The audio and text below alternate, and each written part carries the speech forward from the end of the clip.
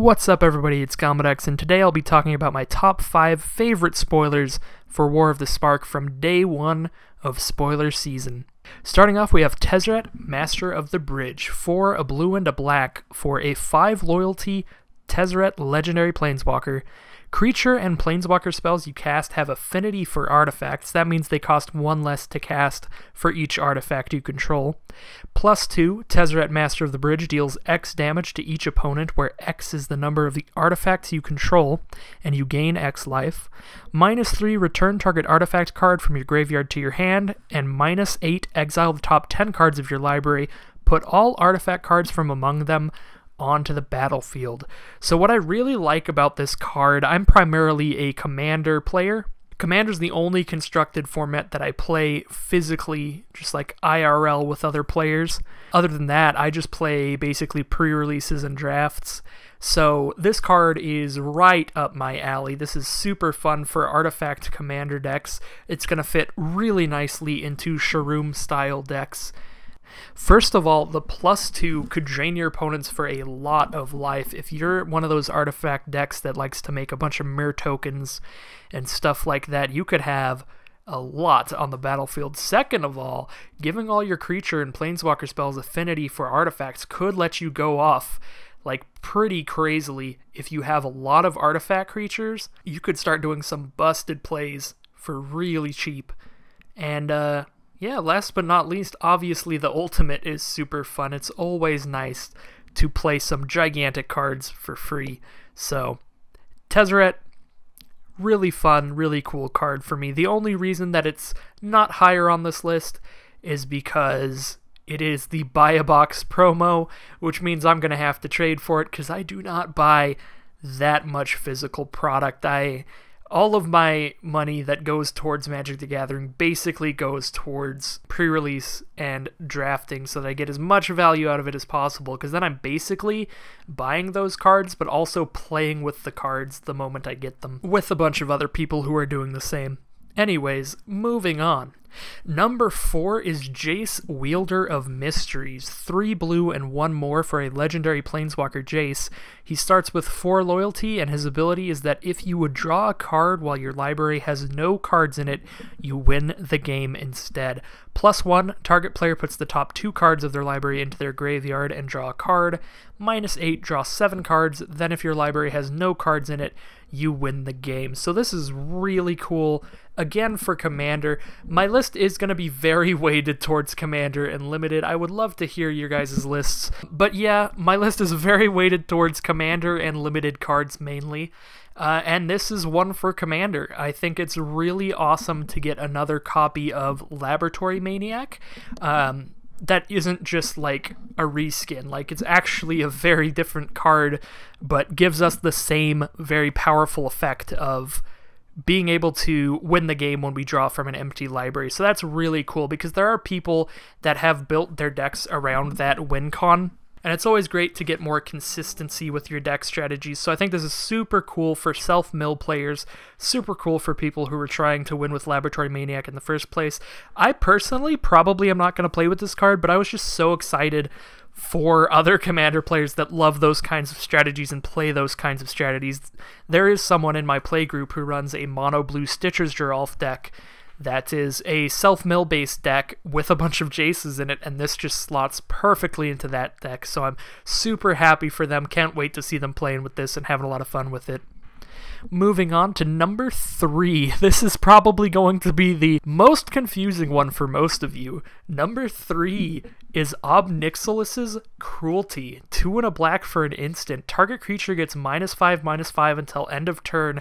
If that creature would die this turn, exile it instead. So this isn't insanely possible. This is obviously pretty great and Limited, but for Constructed, for Commander, like what is this? This isn't even powerful enough for Pauper. Why on earth is this my number 3 favorite card in the set? Well, I do take a slight interest in the Magic the Gathering storyline. I don't read a lot of the articles, I've read a few, but I am interested in the general going-ons in the storyline.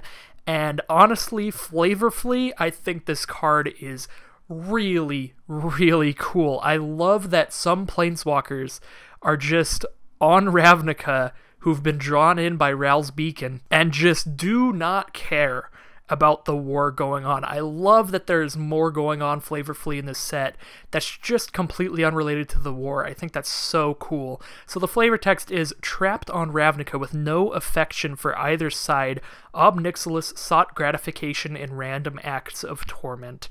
So yeah, a really cool flavorful card of just like what happens, like just the other ramifications of the Planeswalker beacon of like, now you have these Planeswalkers that have nothing to do with any of this, who just don't care with either side. What happens when they come here? What happens when they just show up on Ravnica and realize they can't leave? I just think it was really cool to see some of the ramifications of that.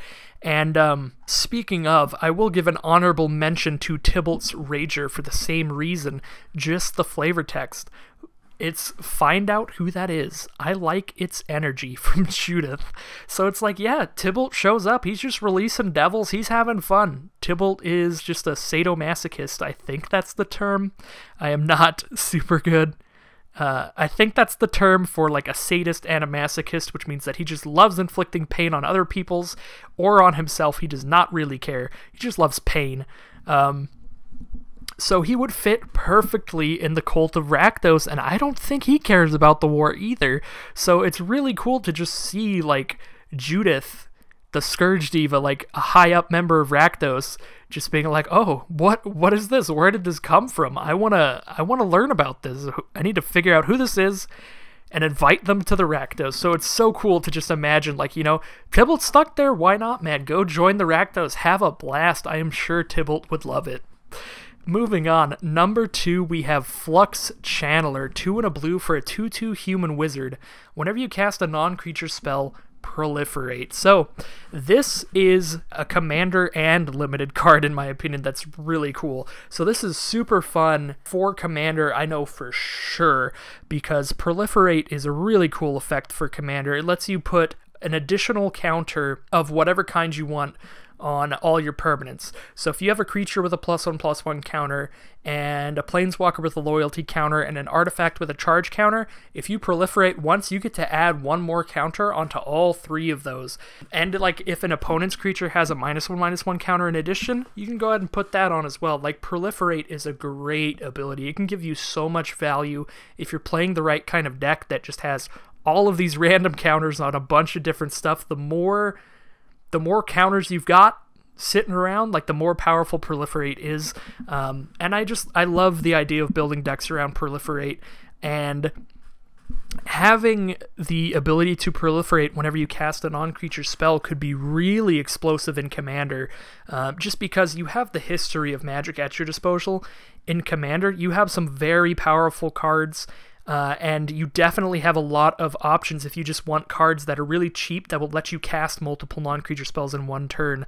Like, it's possible to like play a Flux Channeler, and then next turn, if nobody has dealt with it and you have some random planeswalker that you want to add a bunch of loyalty to, like, you could just ultimate out of nowhere the next turn. If you just go like 1 mana, you play like Opt, you draw your top card, you're like, ooh, it's a Soul Ring, 1 mana, play Soul Ring, and then just play some other spell, you know? Like, you could proliferate a lot of times really quickly with the right kind of deck. So, Flux Channeler, super cool from Commander.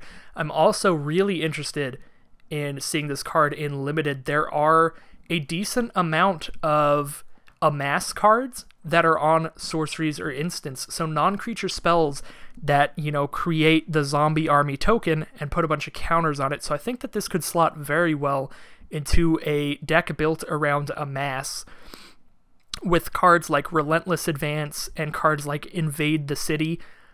This is just, you know, making your army bigger every time you play one of those kinds of cards. So Flux Channeler is a really cool card, really interesting card, and I'm very excited to play around with it. Alright, we're on to number 1, my absolute favorite card that was spoiled day 1 for War of the Spark, and that is Bolas's Citadel. 3 and 3 black for a legendary artifact. You may look at the top card of your library anytime, and you may play the top card of your library. If you cast a spell this way, pay life equal to its converted mana cost rather than paying its mana cost. Tap, sacrifice 10 non-land permanents each opponent loses 10 life. So this card is basically completely for Commander. This has so many cool things you can do with it, just in the history of Magic. The one that I have seen on Reddit that looks really cool is Bolas's Citadel plus Sensei's Divining Top. Sensei's Divining Top is a 1-mana artifact. You can tap it, draw a card, and put Sensei's Divining Top on top of your library. So if you have that with Bolas's Citadel, you play your top, draw a card, put top on top of your library, and then since Sensei's Divining Top is on top of your library, you can cast it for free by paying 1 life. So you put it back on the battlefield, you can tap it to draw a card immediately again, and you can just do that any number of times, so you're essentially just paying 1 life to draw a card. So if you have Bolas's Citadel and the Sensei's Divining Top combo, and you get it on the battlefield with, you know, say you have like 34 life left, you can just like pay 30, draw a bunch of cards, and if you've built your deck right, just combo off and do some crazy stuff, probably even kill everybody. So yeah, Bolas's Citadel, all kinds of fun stuff that you could do with it. It's definitely going to be a great card to build around with. And I also love that it is a card that mentions Bolas, because Bolas is one of my favorite characters in the game. I'm absolutely Team Bolas in this war. Probably going to lose some subscribers over that, but it's true. I'm Team Bolas. Bolas is so cool. I just love dragons, and he's just this really cool, badass, evil dragon that's like super intelligent with all these plans and everything. I think Bolas is just a very cool character, so seeing more cards with Bolas in the name or that mention Bolas that are also really playable in Commander is very exciting for me, because I have a Bolas Commander deck and I want to just keep making it powerful and very referential to Bolas at the same time, so I try to have most of the cards that reference Bolas. And so it's just great whenever something comes up that references Bolas that just also happens to be a very strong card. So very excited about Bolas's Citadel. So that will end the video for today. What did you guys think? What are your favorite cards spoiled so far for War of the Spark? I'm actually very interested to hear what people are excited about, because what I'm excited for is probably vastly different from what most people are excited for. We're all very different people and very different players, and yeah, let's talk about it. Anyways, thank you all for watching so much, and I'll see you tomorrow.